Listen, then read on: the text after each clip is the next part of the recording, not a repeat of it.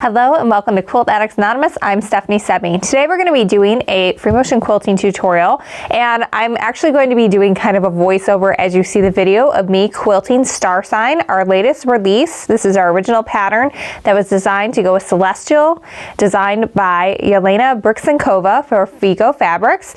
It is really pretty, and I did a combination of free motion quilting and some ruler work on this one. So we're going to watch me as I quilt it on the long arm. I've attached a GoPro to it. I'm also going to talk through some of my quilting decisions as we go through it, and hopefully you guys can get some inspiration for how to do it at home. So first things first, we've got to talk thread. I really love to use glide thread. I have the large spools and the ones that I consider neutral. So I've got a couple of shades of gray, white, and then kind of a cream. And I use one of the darker grays for this one. Normally I go for the lighter one. This is Cool Gray number 9, and it really just blended very well with the quilting, and you can see that it definitely shows up on some of the darker area or some of the lighter areas, but it just blends really nicely, and it has this kind of sheen to it. It's a poly thread, so it really is just behaves like a nice thin thread, so you can layer and go up on it a little bit, but it kind of blends to the background. So as long as you pick a good color that is going to be at about the shade you're quilting or a little bit lighter, you're going to be able to hide that quilting and just sort of see the texture that you create. So that's what I used for all of the background. All right, so you can see here I'm just starting off with some really easy loop-de-loops, and then I'm just going to move into a star, and this is the same like 5-pointed star that you drew as kids. And so it's really easy. You can sketch this out on paper. And then I'm doing some more loop-de-loops to kind of get around and move around those corners. And if you notice, what I like to kind of do with those is go in one way and out the other. So we'll look at it this way. So here I'm doing a loop into that star, and then I'm going out and doing a loop in the other direction. So I kind of change the direction of that loop each time, which helps it look a little better. All right, we're going back to that 5-pointed star, and I'm just really trying to make sure that I end that star at the same point I started so that it looks nice and neat.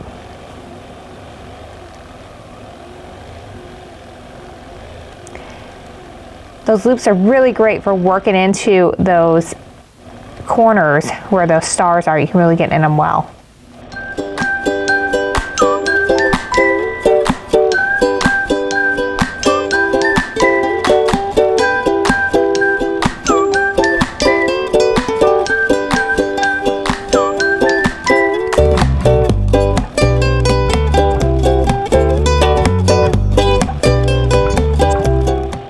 So here you can see I'm really working around that star, and I'm traveling up along that seam line. That's all going to get hidden by the binding, so it's a real good area to travel along with when you're filling in those little gaps at the edges of your quilt.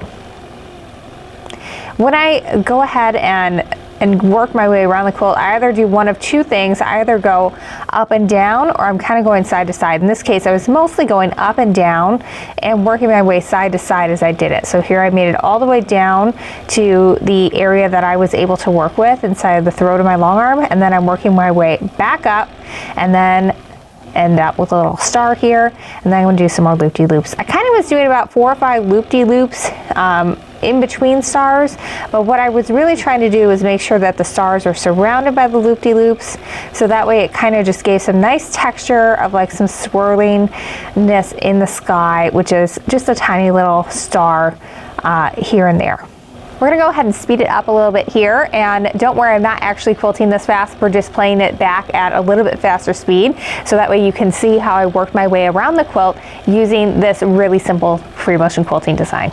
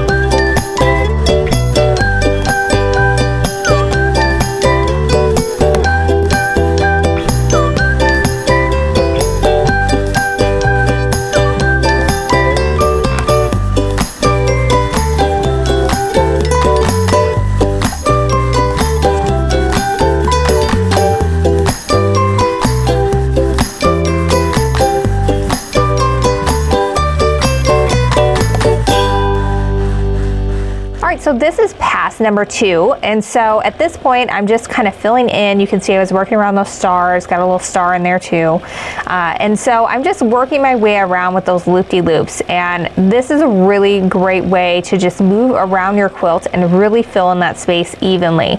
So here I'm going around the corner of the star, and then I'm going to travel in that seam line because it's at the very beginning of the row, so that way I can get around that star, and then I can come right out above and I can fill in the space so that you can't tell when the quilt is all done what was the beginning and where your rows were of like your passes. So here I'm just kind of working and trying to stitch right up to, but not overlap, the row I did before, trying to keep that same density, the same size of motifs, so about the same size loop-de-loops, about the same size stars, and just kind of working my way up and into those holes that were left behind, and then just work my way around the rest of the quilt, continuing again with that loop-de-loop and alternating with that star design. So one thing that you may have noticed is that I was really only quilting that free motion quilting design in the background. That's because I want to do something different in the stars so that they would pop. We're going to take a look at how I did that a little bit later, but if I would have used that gray thread in there, it wouldn't have looked so good. It's better for a blending technique in this background, and I did use a little bit lighter gray bobbin. That's just what I had on hand, and so I like to match my bobbin to my top thread as much as possible. I don't always have the exact match, but something close works usually. So for this one I use linen, also by Glide, and I really like this. This is a number 40, by the way, and it's 100% polyester, and I really like this, and you're going to see why. I can really quilt on top of it and use it to travel, and it doesn't get a real bulky seam. It really just kind of blends and looks very nice, and especially with this one, this really blends really nice with that unbleached solid. So really I'm just seeing texture and not really quilting, so it kind of lets the fabric shine and just lets the quilting accentuate and make the quilt even more enhanced, really, rather than sort of be fighting with it for attention. So now we're going to take a look at how I did my Rulerwork design here. So this is the 4-in-1 ruler from Natalia Bonner. She does Piece and Quilt, and she's a fabulous quilter. If you're looking for some really good long arm quilting tutorials, check out her YouTube channel. It's amazing, and she's amazing. So I am just now outlining this block to start with, and it might be a little hard to tell from this angle, but I've got that edge of that ruler lined up about 1/4 inch away from where the edge of the piecing is. That's because the foot of the long arm, anywhere you line that ruler up with, is going to be 1/4 inch away from that needle. So that works really well. Here you can see it real well that I've got that ruler 1/4 inch away, and you want to do that at all times. Now that is a little bit easier to do when you are outlining, and I did press these seams flat, and I'm not technically stitching in the ditch. I'm stitching right next to the ditch. I know that, you know, the quilt police are going to come for me on this, but that's okay. We don't have to listen to them. And I've never ever had a problem doing this in many years of quilting, and what it does is it allows me to get right into those points, because those points are super flat when you press your seams open, and you can really do some cool things at this stage of the quilting to help bring that out. Where I have gotten into trouble is if I haven't pressed those seams flat, then I can't get into those points without breaking needles. So at this point what I'm doing is I'm kind of just arbitrarily aiming for the middle of every triangle to create kind of a secondary star, and this is something that's a little tricky to get used to, because when you do your first angle, that's no big deal, you're just kind of aiming for the middle, and then when you're coming back down, you have to aim for 1/4 inch away from where you place that ruler.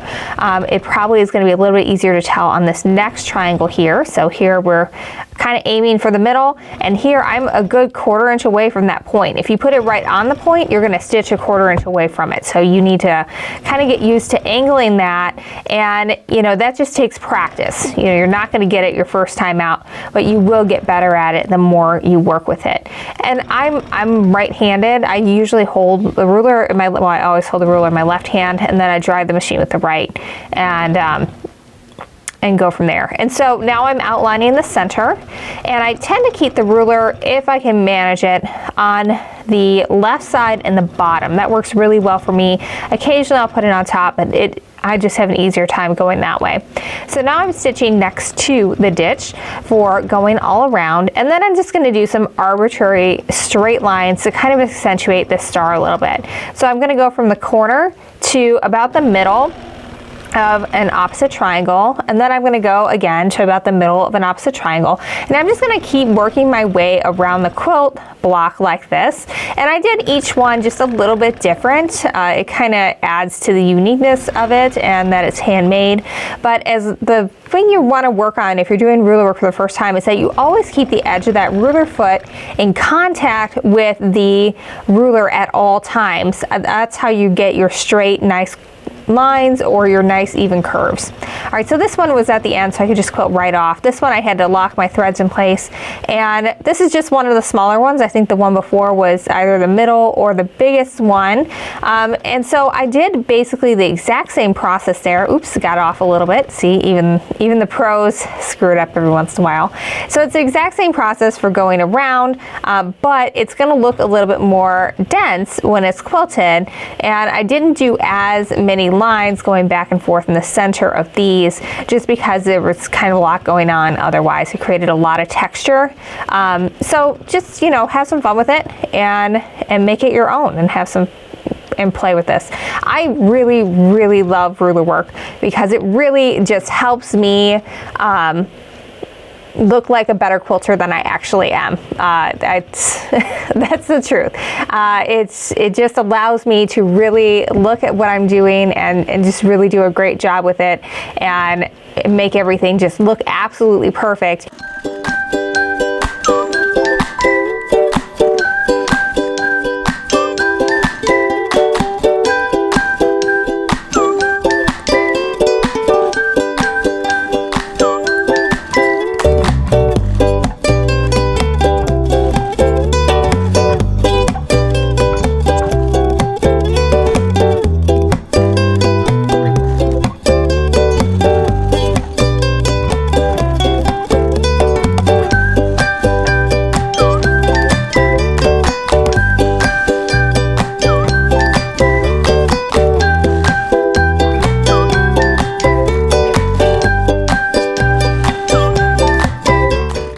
Well, that's it. That is Star Sign. The pattern is available as a PDF download on our website, shop.quiltaddictsanonymous.com. When you guys see this, we probably won't have much, if any, of the fabric left.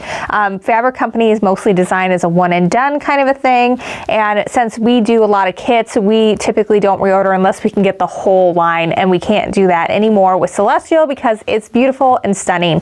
But if you would like to get fabrics like this in your mailbox every month, you should check out our Stash In with Stephanie Club.